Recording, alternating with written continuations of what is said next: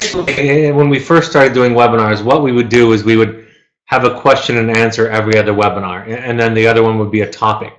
Now we insert these periodically, specifically with the idea to give family and friends an opportunity to ask questions. So we want to open it up to any question that you have, and we want to give special room for siblings and extended family members. This could also be a question that you ask for them, maybe a question that you know that they have, that they might ask you, or how you might want to see how I might approach it or answer it. So it could be something you show to siblings. It could be something, of course, they attend either live or listen to or watch the recorded broadcast. But that's kind of how we have it set up. Now, we always insert questions that are pre-submitted. Some of those are new this week. Some of those are frequently asked questions about or from siblings or family and friends. So, because these are the kinds of questions that get answered. This webinar doesn't have to go the entire hour, of course, but I'm happy to answer any and all questions that you have to ask. And Andrea is moderating for me tonight. So what that means is she gets the questions, and then she passes them on to me when there's a place in the webinar for me to address them. So feel free at any time to send the question that you have for or about siblings or families or any other topic, and I'll be happy to get to those when we finish all the pre-submitted questions. All right. From a parent, why does the Evoke have so much parent curriculum? To me, it implies that we are the problem. That's actually I like the way they put it because it has that energy to it. A few ideas that we have about this. Number one, we do think that one of the most enduring supports for a child that goes through our program are parents who can share language with their children, right? That they can have some kind of bridge to their children. They can learn some of the skills and the tools that their children are learning here. And so while we absolutely embrace the idea that Al-Anon teaches, which is you didn't cause it, you can't correct it or cure it or control it, we do believe that there can be a contribution that can be made by the way that you listen, by the way that you talk, by the skills that you use. I talk about this idea that being a better parent doesn't mean that you have well-behaved children. It means that you have peace and clarity. And having a parent that has their own serenity, that takes that on as their responsibility, absolutely makes a positive contribution to the child. So we see it as its own reward. A good parenting is being a better person. It is its own reward. And we all have influence on each other. We all have impact on each other. We all, as parents, what I say is dent our children or put our smell on our children. And so anything that we can do to improve ourselves, it improves our contribution to that and provides the child with an enduring support system that has some of these tools and skills and insights. And that's not even saying that the difference that it makes in that parent's life and all relationships. I've had a couple of parents ask me this in the last week or so, this idea of, you know, what do I have to do? What are the kind of ingredients? Are there steps that I can take right now? And I will provide tools. One of my favorite webinars and most listened to webinars are the eight tools for transforming relationships. I also made it into a blog. However, it's really about a way of being. And in my experience, this comes about through years of practice. The example that I give is my friend, my acquaintance, who's in long-term recovery, hasn't had a drink of alcohol in 25 years. And yet he goes to a meeting, an AA meeting, every single day, no matter where he is in the world. Because he knows that his old brain, his old ways of thinking can creep back in. So it's something that he does to improve himself. So for me, the shift in the work, the shift in the family that we try to make and try to encourage and support and pull you into is a lifelong process. One of the parents at the Los Angeles Parent Support Group meeting said the other night, I'm getting to the point now where I can override my impulses. I still have some of the same feelings and impulses, but now I can talk myself through it, talk myself out of it. I can practice a new skill. And that's my own experience. I don't get it right all the time, but I'm much better now because I think about things differently, right? I practice this new way of being, this kind of sensibility that we teach here. And so I can mitigate my old brain, my young brain, my less evolved brain that I grew up with, and I can kind of come at it with a healthier approach. So while we don't talk about it in terms of cure, cause, or control, we definitely talk about it in terms of contribution and impact. And lastly, I will just say this: if you make your job your serenity, right? We'll handle the heavy lifting while your child is with us. But if you make your job your serenity, take that burden off of them. Don't make them responsible for your peace and serenity. It changes the energy in the family. It tends to encourage the children to lower their defenses. I like to use this word to illustrate it. Some people are uncomfortable with it. I'm not uncomfortable with it. I like for parents, if they're willing, if they're able, to talk about their disease of codependency that we all, as parents, have some of. Talk to your child about the disease you're working on in yourself. You know, what my codependency tells me, what my disease tells me, right? And remember, worry and anxiety is the problem if it's in charge. It can inform us, but if it's something that is ever present, that we're constantly living in, that kind of takes the wheel, if you will, and takes over, then it is the problem. And we have to do something to work on it and to manage it. And in some ways, this is not about parent work so much as it is about parent support, right? Supporting you in a situation, in a dynamic where you need extra support because your child requires extra capacity, extra patience, extra tools than the child who doesn't struggle in some of the ways that the children who come to us struggle with. What does my sister's typical day look like? So a typical day looks like, Andrew, I don't know if we have that slide, if we can pull up that slide or not. But a typical day looks like this. It looks like waking up in the morning. They have camp chores in the morning to take care of things. There's cooking involved, and they have rotating chores every day, right? So that they're evenly and fairly spread over the group. They have to clean up their breakfast mess. If they're leaving camp that day, they have to take the fire pit from the night before and crush the coals down and disperse everything so that we leave no trace, right? We practice leave no trace in our work. So there's that kind of family work, family chores in the morning. Everything is done by cycles too. Like they're given a certain amount of time to cook, a certain amount of time to manage, plenty of time. But that does take intention. It does take work for them to kind of manage their cycles. Then after breakfast and after cleaning up, they might have a morning group, might have a morning meditation. They learn and practice mindfulness and meditation when they're with us because we know that can help with anxiety and depression and also substance abuse. So a morning meditation or a morning group, they'll get their stuff on and they'll start a hike. They're moving from location to location, typically 4 or 5 days a week. Along the way, they might stop for lunch. They might stop to work on some of their hard skills or soft skills. Hard skills are things like making a fire by rubbing sticks together. Soft skills are things like a therapy assignment that their therapist gave them, reading a book. Schoolwork can be a part of it. So they'll have personal time to work on that. Maybe during one of the breaks in the hike, they'll stop for lunch, hike a little bit more. They'll arrive at camp. And at camp, they will then have all those same kinds of chores as the day before. They have to collect wood.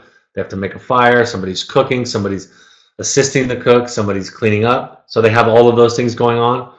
They go through that cycle of cooking and dinner and then clean up after dinner. And then they have a formal group that evening. I should tell you, and this goes for parents too, that they might have on average anywhere from a few to 10 groups a day that are spontaneous. We call them standing groups. That means that anybody to deal with some kind of conflict, some kind of problem solving, some feeling that's coming up from them, they can call a standing group and then share and check in. The staff help and facilitate that, because essentially what wilderness therapy is it's teaching people how to feel.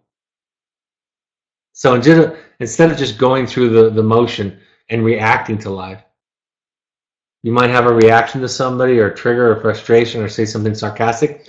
The staff will pause everything and ask you how you're feeling, ask you what's going on. Typically the early answers in the program are nothing, it's no big deal. But then after a while, they learn to think about what they're feeling and to feel what they're feeling. And they learn to operate from that place instead of acting it out on each other. I was just talking to a former graduate of mine this week when I was in Los Angeles. He was in my group sometime around 10 years ago. And he talks still to this day that one thing that he carries with him is this awareness of feelings. He says when he's around his friends, he's in his mid-20s, when he's around his friends, that they don't want to talk about it, they're not aware of feelings, or they think of it as work. And he's like, I don't even think of it as work, I just think of it as being authentic, being aware of myself. I've heard other clients say that leaving here, it's almost like they're given this x-ray vision into themselves and into others, that they can see and be aware and go through the process of feeling and see that in others. So it's about becoming more conscious. And so that happens all the way throughout the day. Everything becomes grist for the therapeutic mill. It's hard, it's challenging, staying clean and dry and warm and hydrated, not sunburn, keeping your skin healthy. All of that takes intention. And at home, because we live with so many modern conveniences, we can take a lot for granted. In the wilderness, you can't take much for granted. There are other things that happen throughout the week. There's therapist days for 2 days a week where the therapist is there and they're not hiking. There's other layover days where they're working on showers and laundry and so forth. But that's kind of a typical day, what they go through. Next question, how can I be there for my sister when she is done at a vote, if she's going straight to aftercare?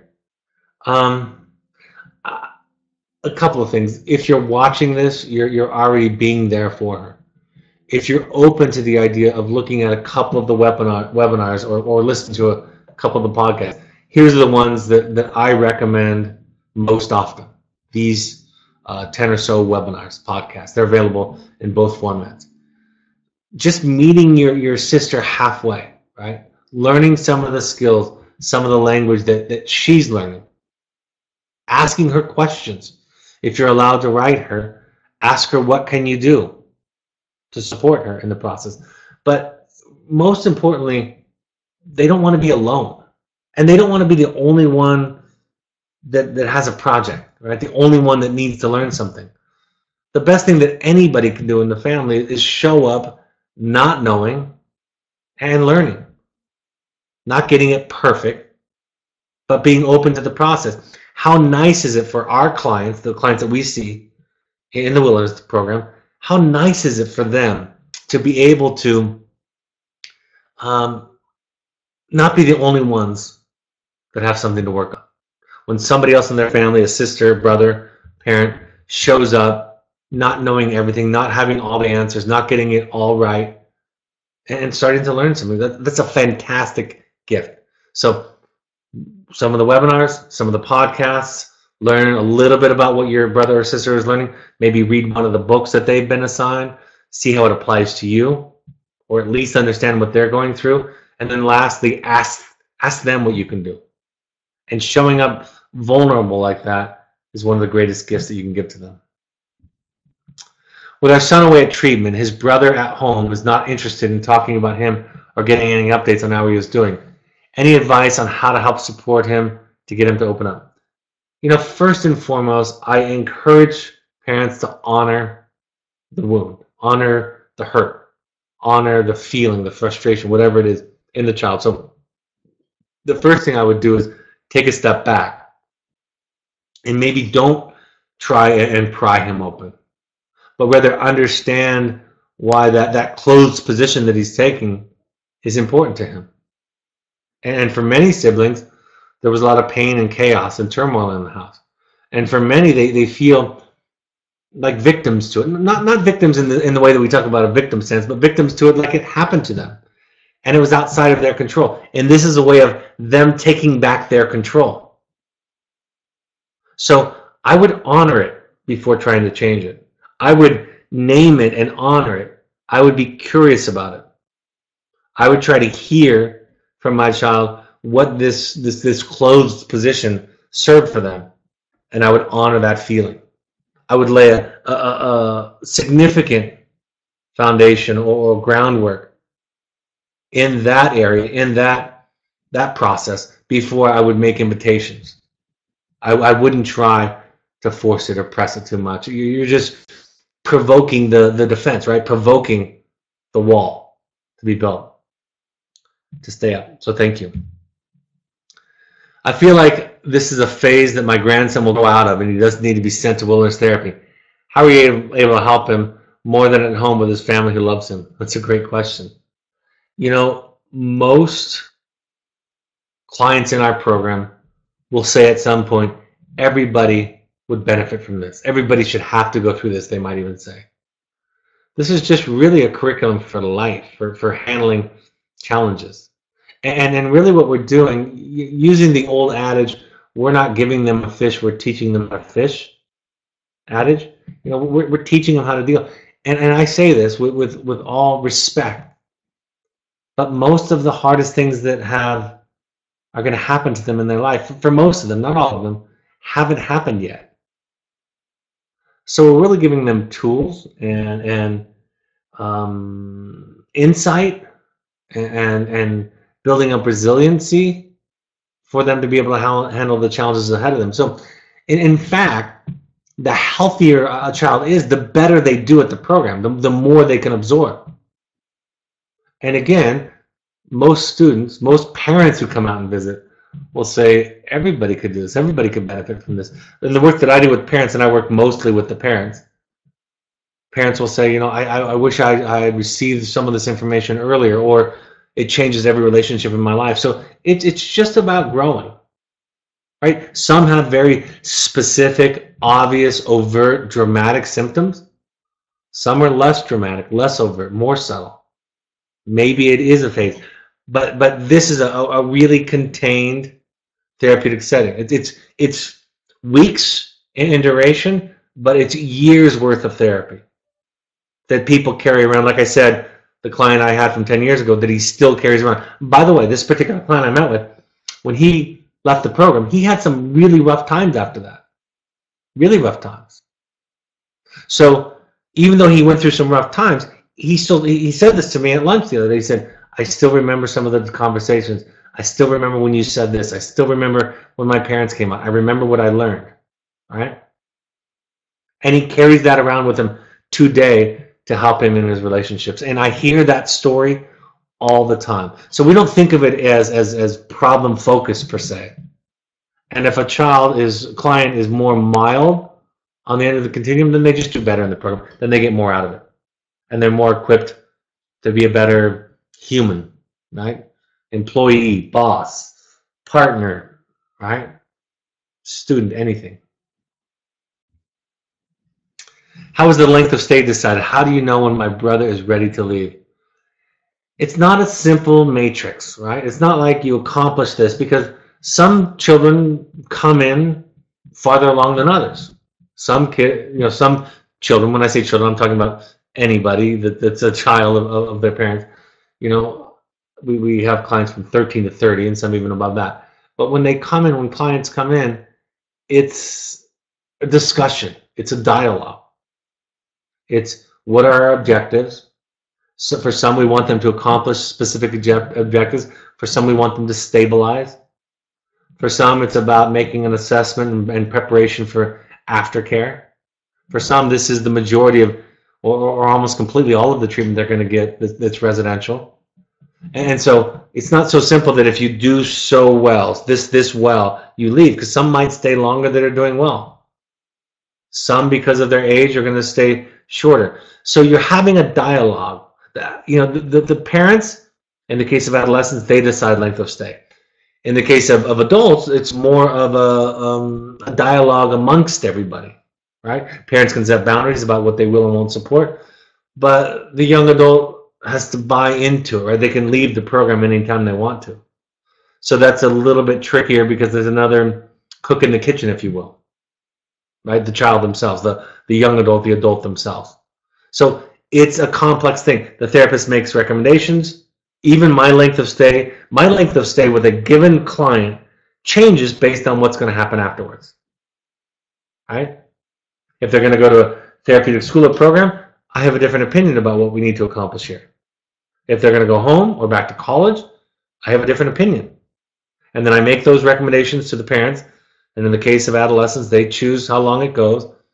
And I make those recommendations in the case of an adult to the young adult and to the parents. And then each decide from there their respective, what they have respective power over to choose. And in the case of the adult, whether or not they're going to stay as recommended. In the case of the parent to an adult, what the parent will or won't support. So, and it's a collaboration in that case, much more so.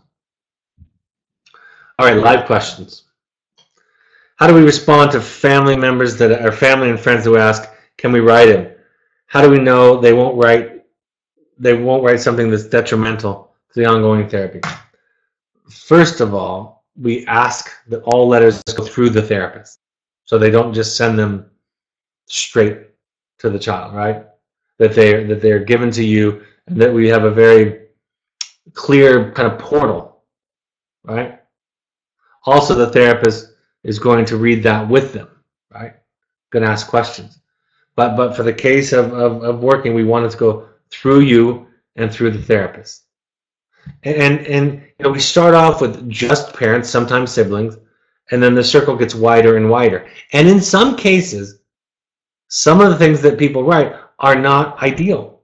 Old boyfriends and girlfriends and friends, they don't write ideal things. But we work with that too, because they're going to go back to that. But we don't do that till later on in the process. Well-meaning and loving family members still aren't going to have, in many cases, the ability to write early on in the program, because we're going to keep the focus narrow, right? The broader we get the focus, the more diluted it gets, the less focus there is. If they're getting 3 and 4 letters from various people each week, they can kind of tune in and out what they want to. But if they're getting, like is typical, letters from the parents each week, and that's all, we can really focus on the dynamic, the issues, the communication, the relationships, and so forth. So we start small. I liken it to somebody who gets in an accident in a car. They first go to the emergency room, and then no family members in the emergency room during the trauma phase. And then eventually, once they're stabilized, then a parent comes in. And then once they move into a different part of the hospital where they're recuperating, then more people come in. And then eventually they go home. So it's about focus, and it's about intention. And it's not about always getting it right, but we do ask that things funnel through you. And that way you and we as therapists who work with your children can have at least some eyes on what's going on. And then even things that are less than ideal can be used therapeutically to see where the child's at. Next question. My son will be leaving from the Evoke program soon. He will be attending an aftercare program, therapeutic boarding school. Is it typical for that step to be 12 plus months? Yes. That's a typical kind of length of stay.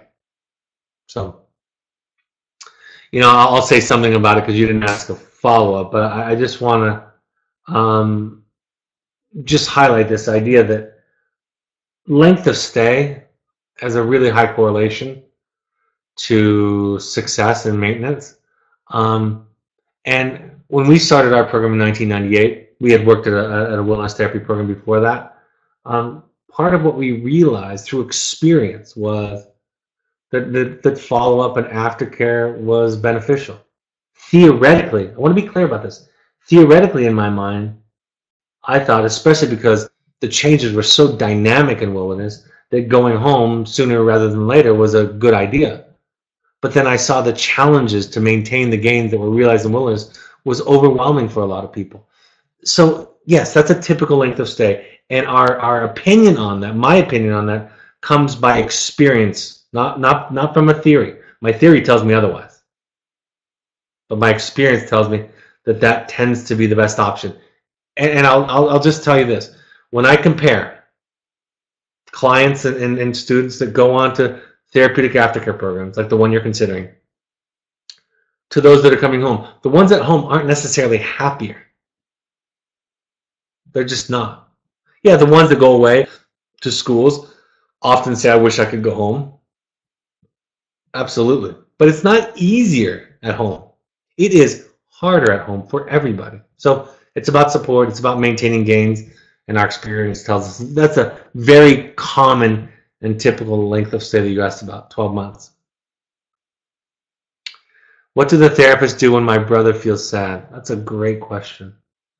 I'd love to know what age the person who's asking this is, if you have that. There's actually a part in my book about a boy whose mother had passed away before he came to my program, before he came to the program I worked at. And I remember he was having a bad day in group. He was struggling and kind of being sarcastic. And so we asked him to take a little bit of time out. And it was raining, and it was a broken down old ranch fence out in the middle of nowhere, and he was sitting on it, and I came over to sit with him, and I said, "Hey, Adam, what's going on?" And he wasn't going to talk about this group. He just said, "I miss my mom," and he cried. And it came to me for the first time in my life as a therapist that my job was to just listen. I had no look on the bright side speech. All I had was my company, and that I could sit with him in his sadness. So what I learned as a therapist, and what we know is our job is to help people feel everything, not just their happiness, but to feel the entire range of emotions, and to have the ability, the capacity to sit there and hold them in it, to sit there with them and listen to it. So that's what we do. We listen a lot. And when that foundation is established, we can then talk about some problem-solving ways. In the case of a lost mother, there's no problem that'll solve it. You learn to live with it. You learn to go on. You learn to make meaning out of that. We walk around with scars. And part of those scars define who we are, for good too, right? We experience something difficult and painful, and we grow through it. But we can't remove the sadness, because if we remove the sadness, then we remove the love. And we don't want to do that. So thank you for that question. What should I tell my friends at school when they ask me where my brother is? Great question. It depends on how close you are to them. The simplest thing you could do is you could say that he's away at a school, because we are a school. We have curriculum, they get credits. So if you just want to say that, you can just say he's at a school. You might say an experiential school, where they have both classroom and then they have experiences, and he's learning leadership, right? Because that's also, all of that is true. And you don't have to, this goes for parents too, you don't have to tell everybody everything. What I found, and this is speaking more to the parents, what I found is when you do start to reach out and share with people, people flock to you. Sometimes you get a negative reaction, but by and large, people flock to you because everybody has somebody that they love who either struggles with mental health issues or addiction, or they themselves have somebody in their family or somebody that they love who struggles with mental health issues or addiction. So we're not alone. It's everywhere.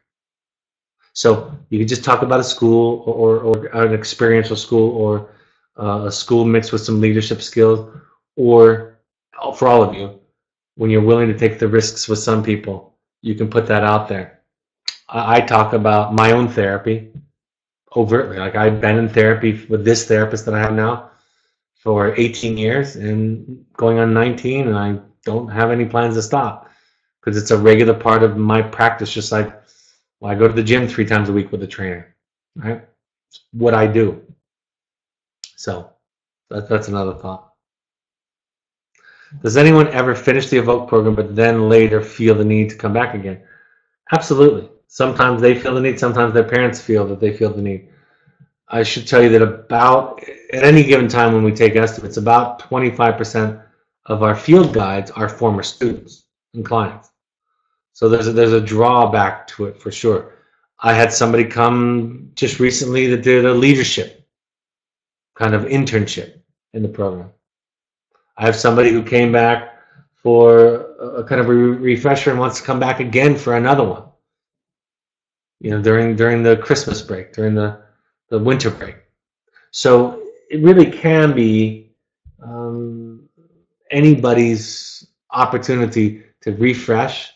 And of course, there's examples where there's a more serious relapse where somebody needs to come back. So that can happen for sure. And I've had a lot of students come back in a positive way to get reconnected. So you can talk to your son or daughter's therapist at Evoke about that. If your son or daughter's therapist at Evoke doesn't have to be at Evoke anymore, then you can talk to the parent coordinator about that possibility, and they can connect you with somebody else at the program. Next question. My father passed away a few months before my brother went to Evoke, and he only talks to some people about it. My question, does Evoke have the same therapist through their whole time there? Yes, they have the same therapist the entire time. The field guides, those are the people that are there. They go on shifts of four of them, 3 or 4 of them for 8 days in a row. They rotate a little bit, but we try to keep it consistently. We try to do some cross training where we switch them out a little bit, but there's a lot of consistency within those teams also. But the therapists themselves is that glue, that thread that weaves everything together, because that therapist stays the same with your son or daughter, your brother or sister the entire time. So they're always carrying that information forward. We have incredible, what I call seamless therapeutic teams. 8-day shifts are incredible. And then they overlap on Tuesdays so that the outgoing staff is talking in detail to the therapist and the incoming staff, everything that was gone on and talked about that week. So that's what it looks like.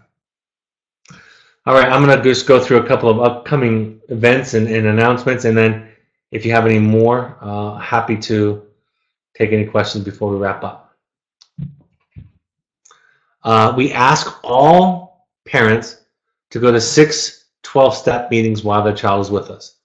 Al-Anon, CODA, Families Anonymous are included in that list. You can also go to NAMI.org for classes, free resources in your local area with your local chapter. You can listen to any of these broadcasts or any of the archived broadcasts that we've produced over the past several years on your iPhone, iOS device by downloading the podcast app and searching Evoke Therapy Programs. Also on Android, download the SoundCloud app and search Evoke Therapy Programs. Follow us on Twitter and Instagram. Follow us on Facebook by searching Evoke Therapy Programs. You can also find the Second Nature Alumni Foundation on Facebook. That's an organization of former parents who have gathered together to try to raise money to help people who can't afford therapy. And you can also go to our blog for more inspirational. My book is The Journey of the Heroic Parent. It is available on Amazon. If it's not in the main warehouse, then you can click on other buying options, and you can buy it from Enlightening Relationships, which is one of my other companies. And there you can buy a brand new copy there. So if you don't have it, you can buy it there. You can also go to you can buy an audio version through Audible or a CD purchase. So the audio versions are available. 2018 dates for workshops will be available soon. Here are upcoming Finding You. This is for therapeutic intensive. I encourage, if you have the resources and the time to do this, I absolutely recommend this. I've done this. I do a version of this for myself every year. It's a way to work on yourself. It's part of that shift that I talk about, changing the energy and focus from your child getting better and making them responsible for your peace and serenity to you taking it on. So Finding You, the next Finding You, this is for individual adults, is January 11th through 14th, and then of course we have one in February, March, and April on the calendar. You can also do private family intensives, schedule those with me. If you'd like, just contact our admissions folks through the website or through the toll-free number, or email intensives@evoketherapy.com. I will be in New York next Thursday evening, 7 to 9 p.m. That's at CUNY, our typical spot there across from the Empire State Building, 7 to 9 p.m. on Thursday.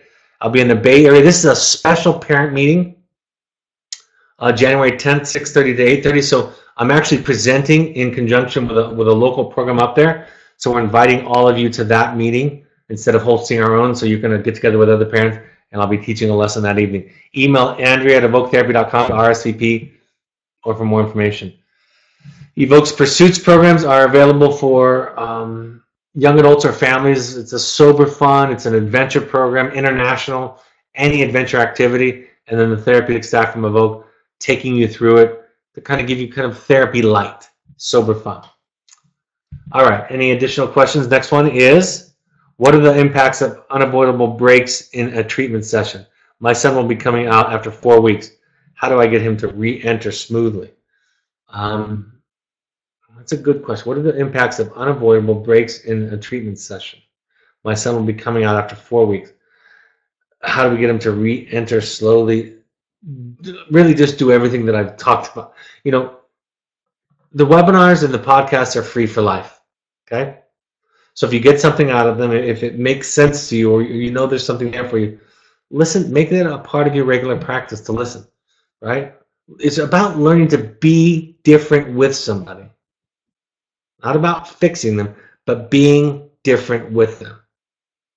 So doing your work, going to your meetings, listening to the podcasts and webinars, you know, doing your work, that's the key. That's the best thing you can do so that you're as calm as can be, as non-anxious as can be, that you develop greater capacity, greater wisdom, greater tools, that your bandwidth is expanded, right? All of that is your greatest contribution. And look at there's podcasts and webinars on reentry, you know, coming home. It's the same principles that are involved no matter how long your child is away at treatment, right? It's the same exact principles. It's the same work. You're going to have more of a challenge because of the short duration, but it absolutely is the same work no matter what. When I write my brother, can I send him updates, or is he not allowed to have a connection to the outside?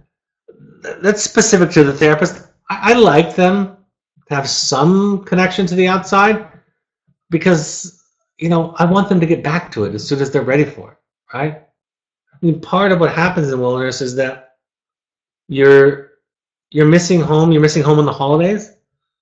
You're missing friends. You're missing fun, things that you used to do, and you want to get back to that. And so I don't think you protect them from that. If it becomes too much detail or a distraction or there's drama that you're sharing, absolutely not. But to share something that's going on, to share about Thanksgiving or Hanukkah or Christmas, right? Or what was going on, or somebody's graduation, somebody had a baby, you know, those kinds of family-focused, warm things that are happening back home. I think that's perfectly appropriate. I defer to your brother's therapist, your brother or sister's therapist, because they have the last say, and it's different for everybody. But generally speaking, some of that is okay when it's family focused. How the dogs are doing, something like that. It's a way to stay connected, and we're not trying to protect them from the sadness and the loss that they feel, because it's real. That's what they have because they love.